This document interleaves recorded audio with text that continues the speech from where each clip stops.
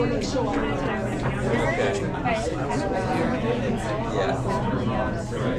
that's nearby. You never know when you're going to run into trouble.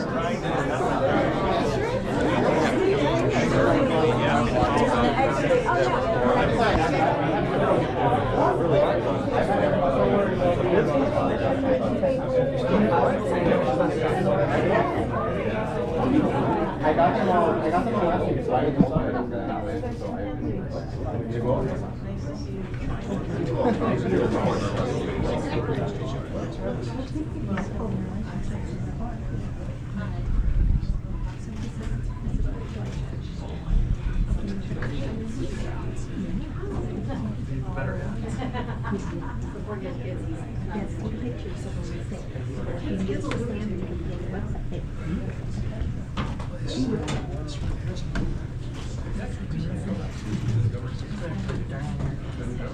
Thank you. Appreciate it.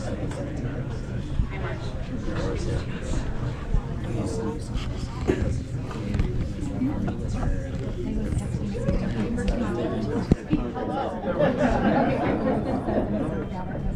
A mom before anything else, right?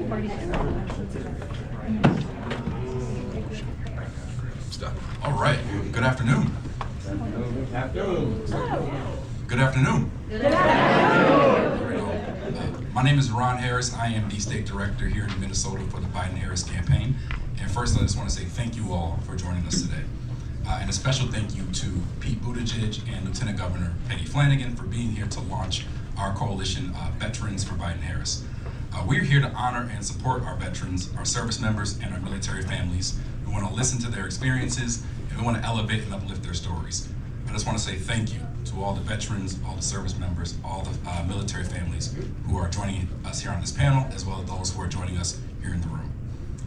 Now, President Biden, who's a military father himself, has shown unwavering commitment to ensuring that you receive the care, the respect, and the benefits you deserve. My grandfather was a veteran. He served in the Marines and was a fighter in the Vietnam War. And it was a shame that he came back to the U.S. and had to sleep on streets that he defended abroad. And so part of our conversation today is making sure that we talk about the importance of things like the GI Bill and making sure things like the VA is adequately resourced and equitable, because he had partners that he fought in war with that received benefits that he unfortunately did not receive. Under President Biden's leadership, we've seen significant advancements, including expanded VA healthcare, record low veteran unemployment, and the historic PACT Act. These efforts contrast sharply with the former president's disrespect and harmful policies towards our military community. Now, today's roundtable is an opportunity to, again, hear the stories and the insights which are crucial to shaping a future that truly supports this community right here. Thank you for your service, and thank you for being here. I look forward to continuing to work with every single one of you to ensure the very best for our nation's veterans and service members and their families. Now, it is my honor to introduce my good friend, Lieutenant Governor Peggy Flanagan. As the head of the Interagency Council to End Homelessness, she's been a steadfast advocate for ending veterans' homelessness and ensuring that all veterans have access to the services that they've earned through their services. These aren't given, these are earned. Her dedication to this cause is a vital part of our efforts to support and uplift our veteran community. And Peggy's not on the ballot this year, but she's working as hard, if not harder, than those who are on the ballot. So please join me in welcoming our Lieutenant Governor, Peggy Flanagan.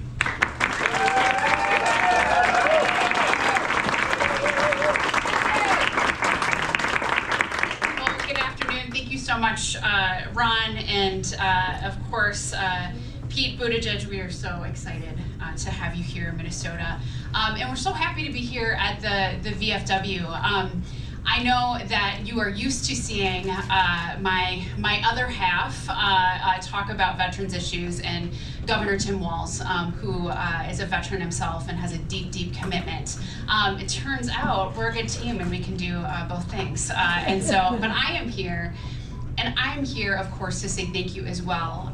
But I'm also here as the little sister of Ron Golden, who was a Marine, and a very proud Marine and proud Ojibwe man. As many of you know, we lost my brother in early 2020, but he was a fighter, and a teddy bear. And so when I think about these issues and veterans issues, I think about my brother Ron. So thank you for allowing me just a moment to recognize and remember him.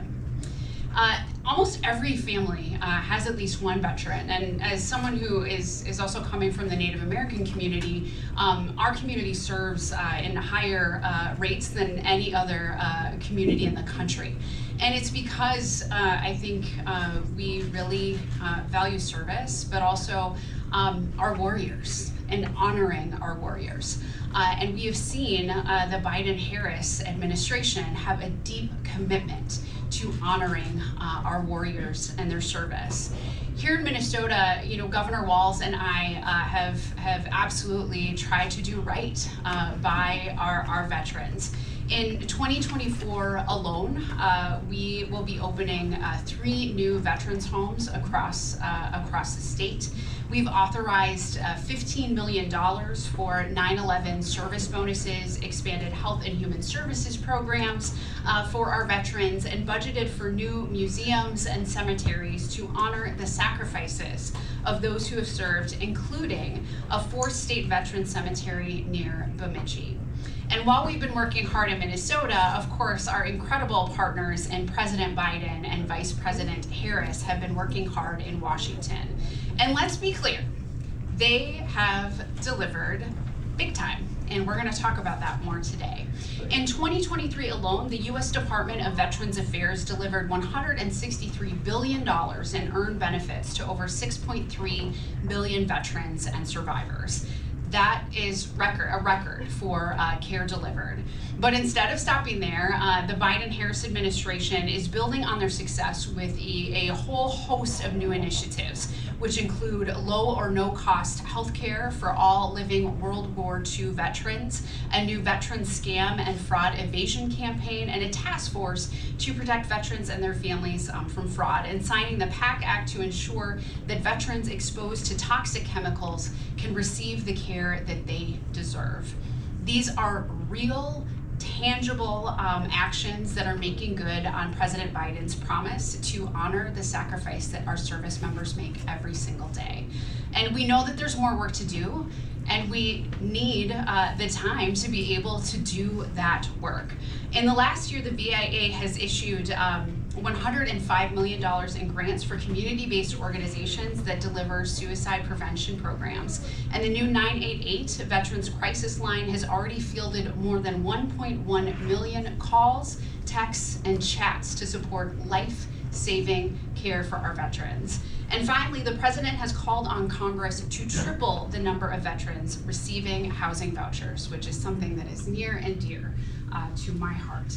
Every single one of these actions matters. And Pete Buttigieg, the Honorable Pete Buttigieg, returning to civilian life after service, he knows can be very challenging. And I'm proud of the work that we've done here in Minnesota. I'm also so proud of the accomplishments that we've seen through the Biden-Harris administration. I could say more, but I want to hear from these amazing people who are part of our roundtable, and of course from Pete Buttigieg as well.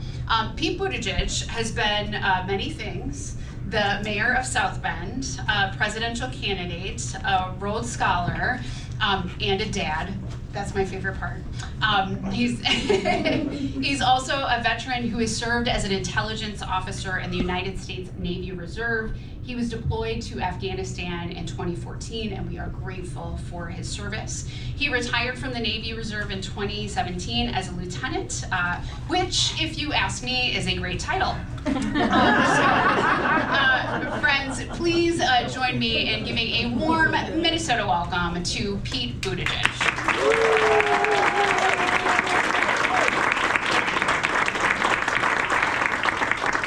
Well, thanks. Good afternoon. Thank you, my fellow lieutenant. It's really been a pleasure to work with Lieutenant Governor Flanagan, Governor Walz, and their administration. You have been such an important partner to the Biden-Harris team in so many ways. and really appreciate being able to join you. So thank you. Thanks to Ron, to Andrea, to the whole Biden team here in Minnesota for bringing us together. And thanks in particular to our panelists who I'm really eager to hear from. Thank you for taking time to be with us, and thank you for your service in uniform and or in the service that is rendered by family members. President Biden often quotes Milton, who wrote, "They also serve who only stand and wait." And so many people put so much on the line, even if they did not take the oath, by virtue of loving somebody who did. I'm kind of down memory lane whenever I land at MSP, because I can actually lay a claim, admittedly a bit of a thin claim, but I can lay a claim to being a Minnesota veteran, in that for about a year of my reserve career, my one weekend a month was actually on the grounds of MSP at that Air Guard base, where there was a facility which was where my training took place. You might ask what a Navy guy is doing at an Air National Guard base. Then again, you might ask what a Navy guy is doing in a landlocked country like Afghanistan, but as you know, Uncle Sam decideth and you goeth, and that's just kind of how that works. So I'm thinking a lot, especially as I landed this morning, about the people I served with, the people I trained with, whether it was stateside in reserve units and trainings, or whether it was downrange when I found myself in Afghanistan. And of course, one of the things that develops among veterans, service members, and military families is a sense of trust. Trust that you frankly have to give before it is earned, because you trust one another with your lives, because it's your job to do that. And that's something we need more of in this country. You also trust your commanders to do what's best for you. People who had just met me trusted me to make sure that we were safe when we went outside of the wire. I trusted my commander to make good decisions, and that goes all the way up to the commander-in-chief. So much depends on the trust that America places in its president to do the right thing for service members and for veterans. And Joe Biden has done that, I think not least because Joe and Jill Biden are a military family. They know firsthand what it is to have someone you love deployed. And I think that's part of why it's not just his duty, but in his heart when you see President Biden taking those steps that were mentioned, like expanding VA healthcare, making sure a great leader and a great Minnesotan like Dennis McDonough is at the helm of the VA. He's also a great running buddy, by the way, so I'm really proud to have gotten to know. Bringing results right here, like that 133rd Airlift Wing, which I'll say to the naked eye didn't look like it's changed much in the 10 or 15 years since I was up here a lot, but is going to be getting new C-130Js now, thanks to the NDAA that the president signed. The record low veterans unemployment that we're seeing, and that PACT Act, I've been to a lot of White House events. The only time I fought back tears at a White House event was when I had the privilege of being there when President Biden, surrounded by military families, signed that legislation. That means so much to so many who were downwind and downrange from those toxic burn pits. I think about some of the guys I was with who were on their 5th or 6th or 7th deployment, knowing that they can get care now because of that. I also have to say that the contrast couldn't be clearer. Donald Trump claimed to be incapacitated by bone spurs so that he would not have to serve and let somebody go to war in his place. And that spirit continued through his presidency. We saw it in the report that he referred to those who gave their lives for this country as suckers and losers. By the way, a report that did not originate from some Democratic opposition research machine. It originated from his own chief of staff. Somebody who couldn't be bothered to attend a ceremony at Normandy because it was raining. And maybe more importantly, because we can talk about the past, but every election is about the future, somebody who's proposed tax cuts for the rich and whose so-called Project 2025 agenda, if you take 5 minutes reading through that online, clearly entails cuts to care for veterans. And I just think about that compared to last night, where not a lot gets in the way of bath time being on schedule in our household. We had toddlers, but we deferred bath time. They watched Frog and Toad, and Chasten and I watched the press conference as the President of the United States reminded the country how much our alliances matter, what it takes to actually secure this country, and explain that in terms of everything from military relationships to industrial policy. That's the kind of leader that we want and need for our military, for our national security, for our military families, and for our veterans. And that's what it's like to have a presidency and a campaign that takes national security and service seriously. So that's why I'm here, but that is by far the most talking you're going to hear from me all day, because the real reason I'm here is to have a conversation with the representatives who are here. And I want to thank each of you for taking the time to be part of this. I want to note in particular, Charlene Wilcox, that your family gave the ultimate sacrifice for this country. And I know that there's a painful anniversary ahead, and we are thinking of you. But hopefully you have also felt this country and this community put its arms around you at a time like this. And that is on all of our hearts. I'm going to open it up and ask anybody to take whichever questions come most naturally to you to answer. And I'll ask you to share a little bit more about what brought you to this table and where you come from as you do. But I'll start with a question that sounds broad, but I know connects directly to decisions about who the next leader of this country is going to be. And that is, what is your biggest hope for future generations of veterans and service members and their families? And I'll hang back and see who wants to. I know we're in the Midwest, but I know somebody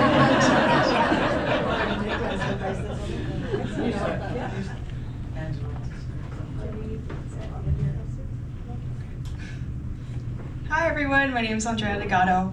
I'm a current service member serving in the Air National Guard. So I believe my hope for the future generations of veterans and service members is that they know that they work for a cause bigger than themselves, and that there's people all around them that they know that they did this and that they're there as a resource. We have a room full of people here, legislators, who have worked on behalf of service members and veterans and will keep working for these service members and veterans, and that they're not alone. So that is my future for the hope of service members and veterans.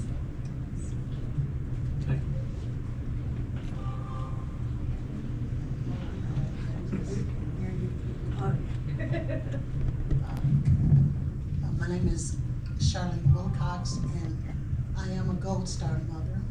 I'm just gonna take this out. I'm a Gold Star mother. My son Carlos, and thank you for knowing that.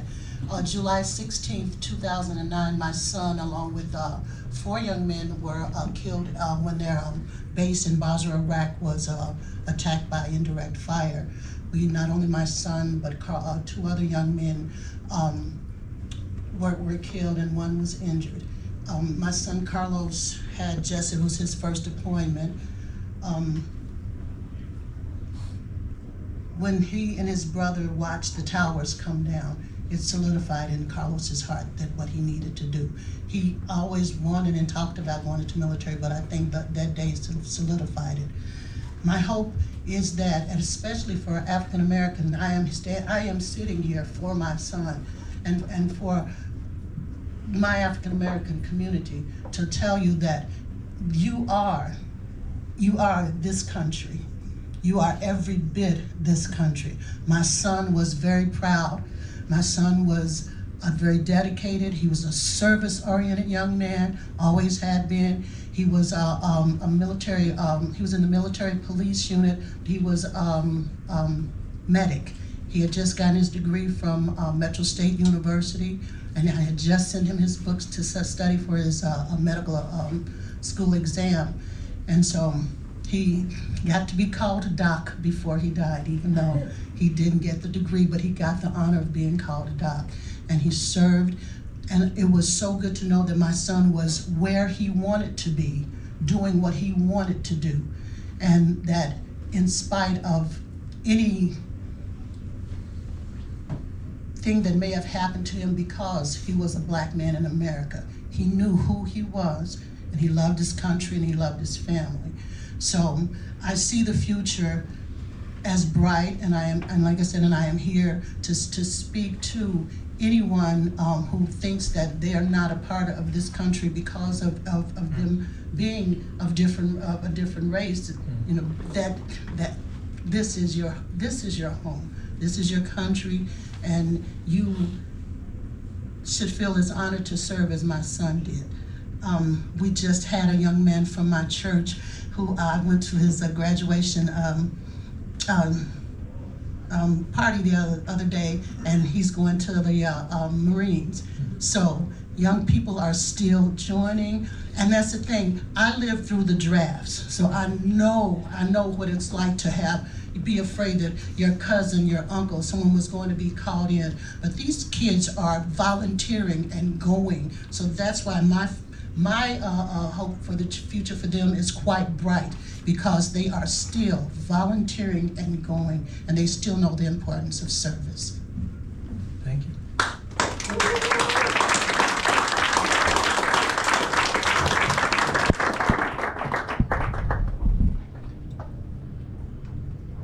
I'll turn to another question, although feel free to build on the last one. But with that in mind, I would love to hear from around the table how you view the current state of veterans healthcare and support services. You know about some of the great work that's going on in the state, the work that the president has led. We also know there's a lot more to do in supporting veterans, service members and their families. Would love to draw on some of the thoughts at this table on where we are and where we need to go. Everyone's pointing at me. I'm John Willoughby. Come from a military family. Father, grandfather, brother, all retired military, retired Army, and I served back in the 90s. I am a veteran, but I don't, because I'm not retired, I don't actually get to use the veterans healthcare and support services right now. But from what I understand, we're very blessed here in Minneapolis, not just to have great healthcare and healthcare systems overall, but our VA hospital here is really first rate by reputation from everyone I've talked to who is going to use it. So for that, I'm very thankful, and I'm very thankful for the funding that the healthcare system gets from for the VA. And I think it's an example of how the federal government can make healthcare work as well. It's really important. But I'm not actively using healthcare, so I might turn to my friend here if you have something to add. I'm not actively using it, but I've worked with the federal and state government on legislation and touring these places. Actually, the Biden-Harris campaign was at the Minneapolis Veterans Homes 2 days ago, I believe. And we helped veterans with their bingo cards, and we saw the facility and noticed that they have first-class people there working as nursing assistants, dental hygienists, in all fields, making sure that veterans are being taken care of every day. I know firsthand the governor's team. Having a veteran governor means a lot, just because he knows exactly what us veterans are going through, and his experience allows us to expand on what we already had to do something even better. I know our legislature keeps building on issues for veterans and their families, and on the federal level, we'll talk more about it too, but the PACT Act. I know Pete Buttigieg mentioned Secretary McDonough. We have a Minnesota representative representing us as a secretary of the Veterans Affairs, and because of him, I'm not sure if you guys know a little bit about the PACT Act. So it was supposed to come in phases. That was moved up 8 years, I believe, because of Secretary McDonough. So not everyone who qualifies under the PACT Act is eligible for these benefits, and that's because of the Biden administration and because of the power that our legislators are doing in order to support us service members and military families. So that's. I'm short, I will be down here. Everybody knows me, I'm like 4'9" when I'm standing up, so it doesn't matter if I stand up or sit down. I will speak about the Veterans Healthcare Services, but not just under the Biden-Harris administration. When we look at examples of healthcare done properly for, universal healthcare, the VA has done a really good job. And I speak from my family's point of view. My parents both had TRICARE for life under the Korean War. And when both of my parents passed away within 8 weeks of each other back in 2009, everything was covered for both of them. And it didn't matter whether it was at a public hospital or at a military hospital, they were covered. This is the way healthcare has to be. It has to be seamless services so that the financial parts of this are not what people are worried about when they're struggling. We have to look at the healthcare we have here in Minnesota. My goodness, we have one of the best women's clinics at the VA that you could have. I also don't qualify. I'm an Army brat, but I also served 4 years, just 4 years. And I was in that service that they don't call a service, you know, dirt diggers, the U.S. Army Corps of Engineers, you know, out of Near East Project Office in Tel Aviv, building air bases in the desert. They explained to me why I needed to learn to shoot a gun. I need to learn to shoot a gun, not because of anybody over in Israel, because there's snakes. And I don't know about anybody else, that terrified the crap out of me. I got a sharpshooter's pin for being, you know, all you had to do was say there's snakes, and I'm like, show me the range, all right. But for women's health care, we have got some of the best, and I know that on the inside. I just retired from Fairview University at M Health, and in the operating rooms, we had a joint agreement with the VA. We shared doctors, we shared anesthesiologists, and we have nursing staff going back and forth. You cannot beat our medical care system here in Minnesota. I just have to say, some of the other states would love to be as good as we are. Well, on the topic of healthcare, I would love to discuss the PACT Act a little more. As I mentioned, it was very meaningful, I know for me, just to have the privilege of being on hand. And actually, it's a note to self, I gotta go get on that registry, as you know, they've moved the dates up for that. But would love to hear from around the table what it means to you that President Biden signed that PACT Act, acted on what amounts by the numbers clearly to the most significant expansion of benefits and services for veterans exposed to toxic burn pits in longer than I've been alive.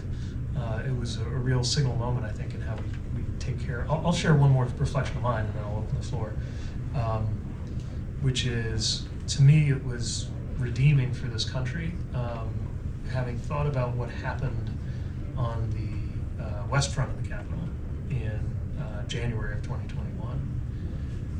To see just a few months later something very different happen on the east front of the Capitol, where veterans took to the Capitol steps and demanded things change. And again, under President Biden's leadership, they did. So to me, not just the benefits, but what it said about us meant a lot. What did it mean to you?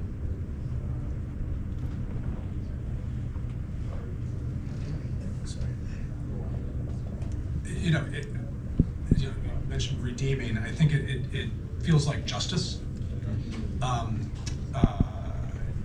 You know, I know a number of friends who have suffered health consequences from being exposed to the burn pits. A friend of mine died from brain cancer that was very likely related to the burn pits, and so it feels like justice.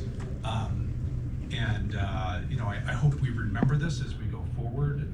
You know, my own dad had health consequences from exposure to Agent Orange. That you know, there were some compensation for that too, but it's something I hope we learn from. That combat wounds aren't just from bullets. There's other you know, there's other consequences, and so I hope that we learn from this and we continue to take care of our veterans from that.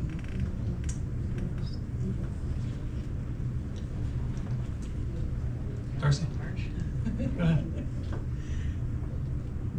I don't have direct consequences of the PACT Act. I'm a relatively new military mother. I have 2 older boys that are serving in the Marine Corps.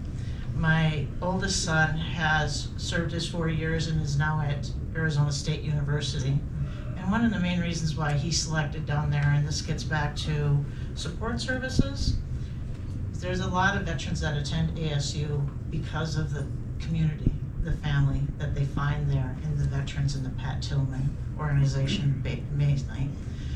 When Peter was in Djibouti, he was exposed to the burn pits there. And when he was deployed during his service. And it was right about the time of 2021, you know, and so to have that direct impact and being somebody that's not used to having these situations in my mind, it's like have this a great confidence in the administration taking care of my two boys who are currently serving, and they'll take care of them in the future. And I do feel that's very important in supporting that. And I loved your conversation, Mrs. Wilcox, about that my sons wish to be there and joined and enlisted, and that service is such an important part. And it's Generation Z that's coming up, they have it. And it's something to be really thrilled about. So I'm excited about that as well, and they choose to be there, and they're happy to be serving under President Biden. Thank you. And I just pray that it continues, that they do have someone who supports them as their commander-in-chief. And that's why we're here. And I must say, and I can only speak from past experiences about support. I just really quick, yeah, VA hospital.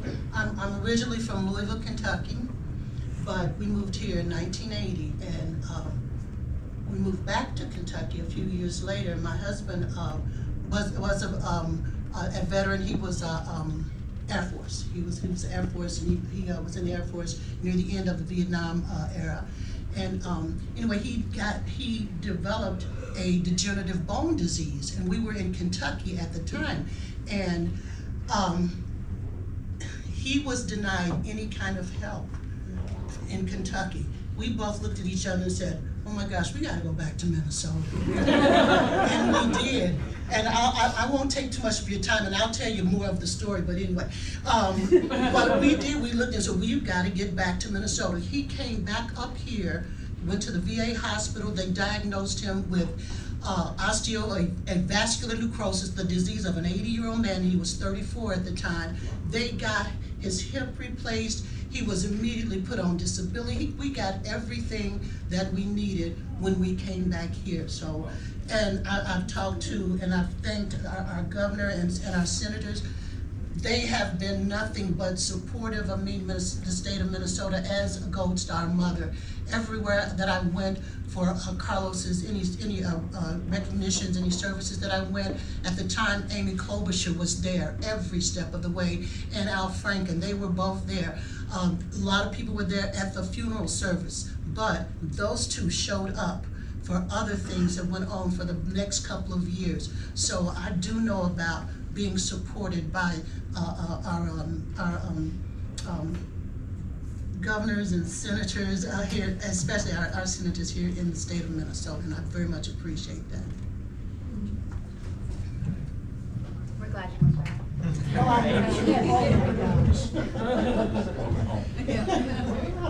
Hi, I'm Marge Hoffa, and I am part of the Veterans and Military Families part when I was voluntold about 12 years ago that I had to join our local. So she's sitting next to me. My dad was in the Navy, and I was born in a Navy hospital, and I've always been very connected to veterans and military families. When I hear all these stories and people's experiences, one thing that really comes and strikes me is that it seems like the Republicans are really good at making veterans, but the Democrats are really good at taking care of them.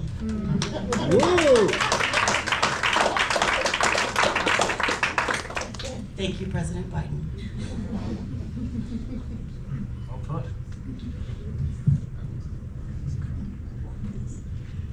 Let me also point to one thing that is at stake in what Mrs. Wilcox mentioned, which is that we're here, of course, because there is no substitute for the right person as Commander-in-Chief. But I appreciate you acknowledging also that up and down the levels of government matters. Your county veteran service officer matters, your governor and lieutenant governor matter, your senators matter hugely. And another thing that I think Republicans may have been quicker to in past eras is remembering never to treat the presidency like the only office that matters. And part of why we're here is knowing that we've got to come together up and down the ticket to support good leaders, because it really can, as you found, from one state to another, it can make all the difference. You mentioned, and John, you mentioned cases of people being affected by health issues that just don't usually happen to people who aren't in those situations that create so many hazards beyond the hazards of hostile fire to physical and mental health.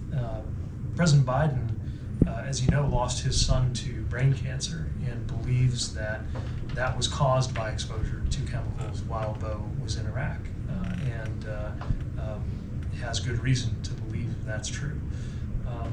I wonder, from the group, any thoughts on the difference it makes when the leader of the military, leader of the country, has a personal sense of what kinds of sacrifice are associated with service, with conflict, including sacrifices that sometimes people experience for the rest of their lives.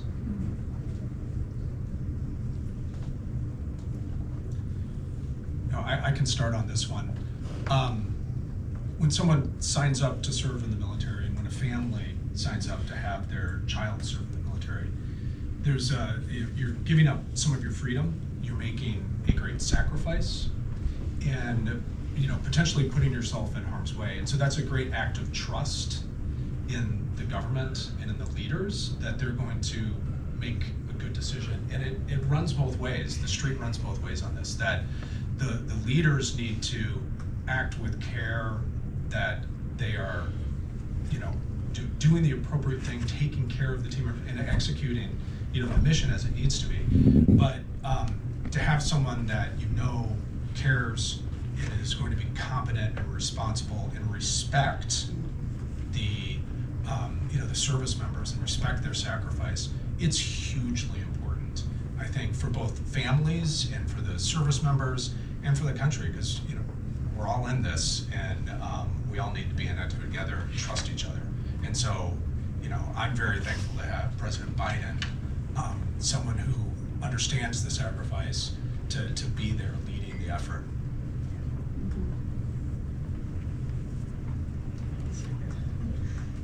I didn't properly introduce myself. My name is Darcy McKenzie, and I have 4 children.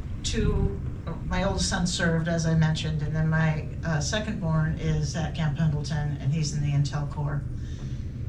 And I have my youngest son who's here and has aspirations of following his brothers into there.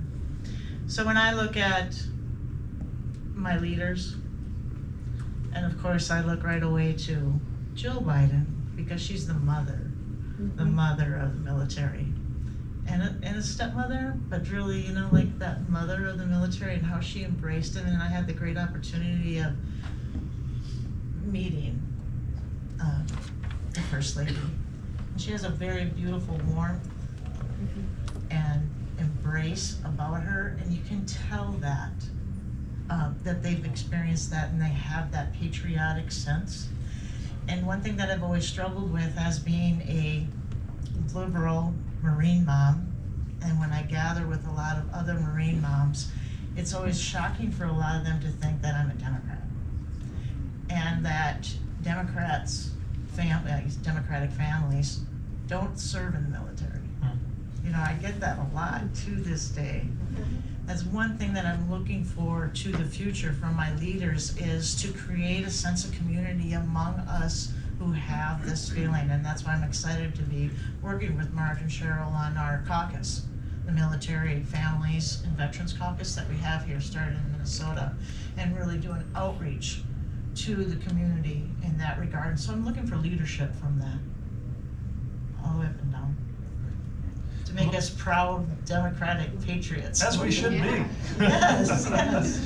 And I want to applaud you for building that caucus, because one of the things that certainly I found in my time in service is sometimes folks would think they're the only Democrat in the room, either in the ranks or in the community or in families, only to find out there are a whole bunch of people who feel the same way, and more who became open to it, especially after the events of recent years. I mean, I'll tell you just the difference between when I first got involved in public life and when I was first commissioned in the military compared to now.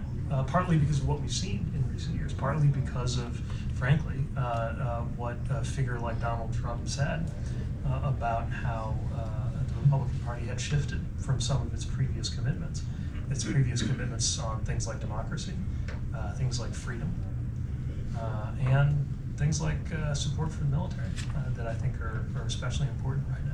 And I do think we need to talk a little bit about the other side of the coin. I'm wondering how people here felt the first time that you heard Donald Trump say that John McCain wasn't much of a hero because he got caught, or was talking about people in the cemetery as suckers and losers, or any of the other moments in the parade of insults to the flag, the country, and those who serve it that have issued from our former president, who is trying to convince America to make him president one more time. Cheryl, looks like you have a thought or two. I'm almost laughing. It's not funny, but it's a funny memory for this. There's a couple people in this room right now that have been members of the DFL Veterans Caucus for many years. Okay, Tom, I'm looking at you. Don, I'm looking at you. Looking at some of you guys back here. Clarence back there. John Wexler's back there. Last election cycle, when President Biden was running, we were looking for lawn signs, and we were going to go veterans and military families for Biden-Harris. No. Trump opened his mouth and said the suckers and losers thing. So we said, nope. We went veterans for Biden, and we put heroes, not losers, underneath it. We only had 150 lawn signs. They were gone literally within 15 minutes. Marge ferried lawn signs from Duluth all the way down to Hastings. We drove lawn signs everywhere. Everybody was just nailing our mailboxes full, begging us, can I get a lawn sign, can I get a lawn sign? Everyone was incensed over those words, the words out of his mouth. And we need to remind people every day that he has no respect for anyone who serves, and he can't envision serving himself, whereas President Biden knows it. He's lost his son. He understands it, and you feel it. I had the opportunity to meet Dr. Jill Biden with Beau Biden in Charlotte. They spoke to the Veterans and Military Conference there, and he was an amazing speaker, and his stepmother was very, very proud of him. But that was right before they changed the name, because remember, it used to be just the Veterans Caucus, DNC Veterans Caucus. It was Michelle Obama and Dr. Jill Biden who changed the focus and said, when one person serves, the family serves.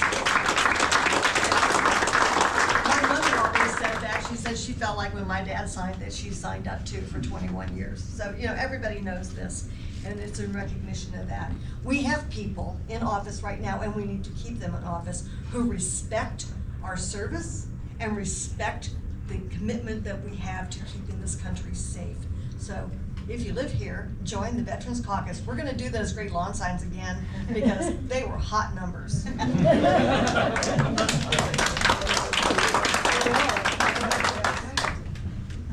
Marge has to deliver again. Good thing there's some people around here who know about ground logistics. We are really good at logistics today. Good at union support, union printed lawn signs, and delivery. Yes. I know our time is drawing short, but I want to ask if there's any other thoughts from either the end of the table here or any of the members here who've shared your time and your name with this effort. I was just that you mentioned John McCain. That was my son's hero. Because he was a serviceman, because he of the time that he spent as a POW, and and these are the kinds of people that, I don't care what party you are, we need those kinds of people like John McCain, and who I watched give Trump the thumbs down.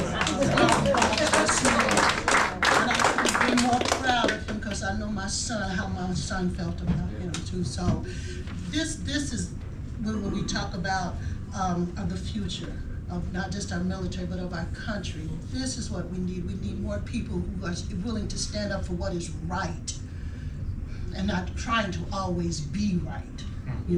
So it's a So I'm just very, very sorry. I didn't know that President Biden's son's death was attributed to his military service, and so to have them as considered as Gold Star parents too, it means a lot. It means a lot to have someone who knows that how it's devastating and how proud you are all at the same time.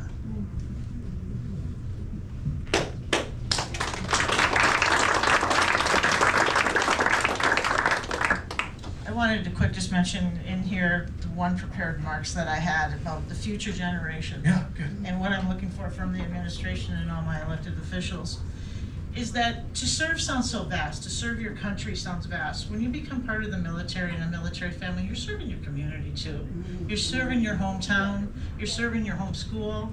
It's an honor to be a military family member. And I want to promote that as a DFLer, as a Democrat, and bring in more the opportunities that my family has because of the military is amazing. My children are on the right path and a very successful path, and I'm so grateful to the United States of America that they have this opportunity and that they are on the right path forward. And so I really want to just express, like, the future generations, there is a lot of great things that can happen if you serve. And I wanted to convey that it's just a great opportunity. Would you agree? Look at this young woman, she's like amazing. So a little bit about me. I originally was born in Mexico, so I came here when I was 6 years old. And I came to a community that didn't really realize how to approach me. I was a native Mexican woman who barely spoke English, and there was very limited resources for me. So growing up, I didn't know what was available for me or where I was gonna go. And I don't want to get emotional, but one of my friends was introduced me to the military service, so I enlisted because I just followed the footsteps of my friends. From there, and opened up a whole new world for me, and opportunities that I'm so forever grateful for, and the connections that I've made and continue to make to this day. Again, why you're serving a purpose bigger than yourselves, and they were the first people that really, really welcomed me here in America, and for that reason, I became a citizen too. So I'm forever thankful for the military and people who understand what it's like to be in the service or be a family member.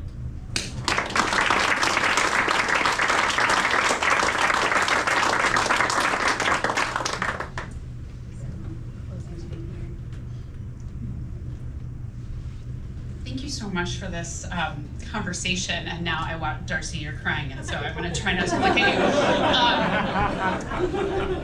you. So I can get a little emotional too. That's, it's but it's okay, because these things that we're talking about are emotional. Mrs. Wilcox, thank you. Thank you for sharing your story. Thank you for sharing your son, and bringing his spirit into this room, and reminding us what is at stake in this election. Pete, as you asked about, why does it matter that President Biden has lived experience of losing a son? It matters because his empathy and his sympathy and his just humanity is on full display all of the time, and how he governs and how he meets people where they're at. I have shared this story that as a survivor of domestic violence and a child witness, there are a handful of people that I was willing to share that story with. President Biden was one of them, and he received it with compassion and care. And that is the kind of man that we are talking about here today. Someone who can look you in the eye and you connect with, you know that he understands, versus a man who is only in this for himself and has proven it over and over and over again, and wouldn't know the definition of service if it hit him over the head.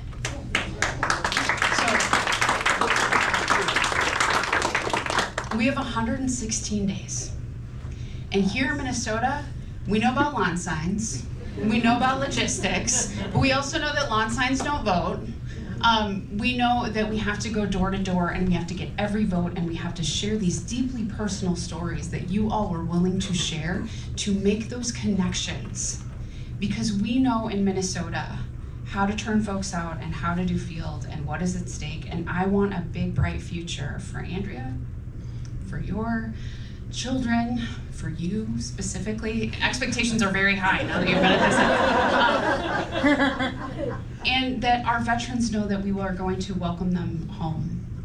And provide services that honor their sacrifice. The way that we do that is by re-electing Joe Biden and Kamala Harris. And Pete, I'm so grateful for you, and we are going to count you as a Minnesotan. You're here for a year. We've claimed you. And just thank you for all of the work that you do in all of the jobs that you have in service. We appreciate you so much. Thank you.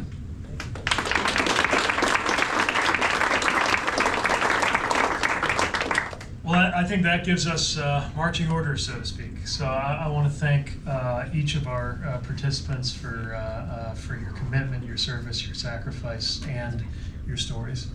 I want to thank the VFW. Thanks, James McCladden, and Jeff Rusted. I don't know if Jeff is in the room. He's not high up. All right. Well, just thank you. But thank you for hosting us, and thanks for what you do to look after. This is not my post. All right. I'm a fan of the post in Minneapolis. All right. Glad you could be here. Glad that everybody could be here. And I'm moved to see a very intergenerational audience here, and a group that reflects the very different people who can be brought together by a good cause.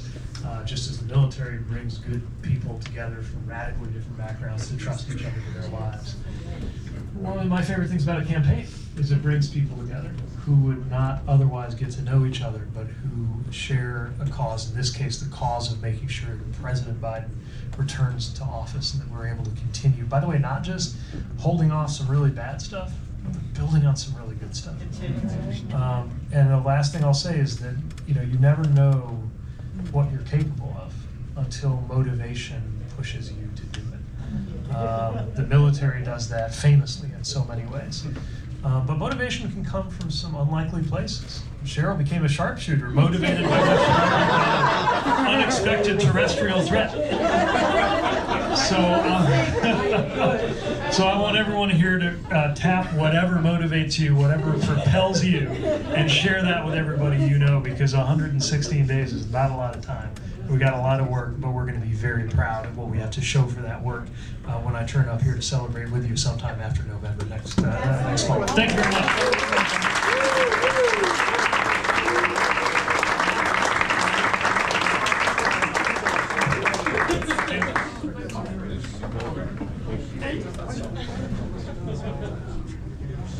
Hello everyone, my name is James McCladden. I'm former commander of the Uptown VFW in Minneapolis. I served 7 years on active duty. My job in the military was to capture prisoners of war, and I did that in Panama, Noriega, and in Desert Storm.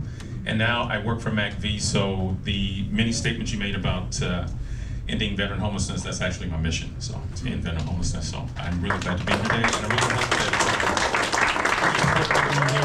in veteran homelessness in the state of Minnesota this year. I love it. Yes. All I love it. Thank you.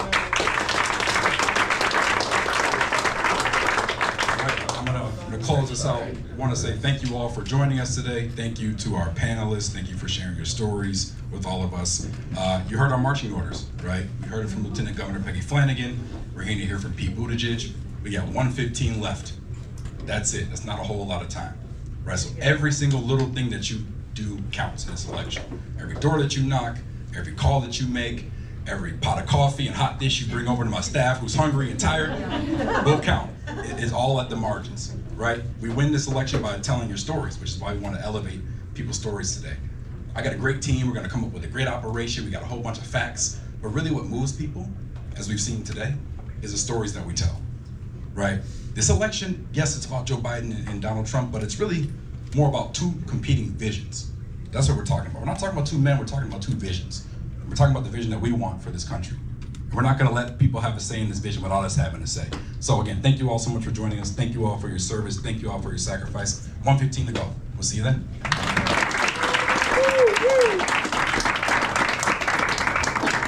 If folks can remain seated, we are going to do a photo line with the Honorable Pete Buttigieg. So if folks can just sit, we'll get him out of the room, and then you can line up outside.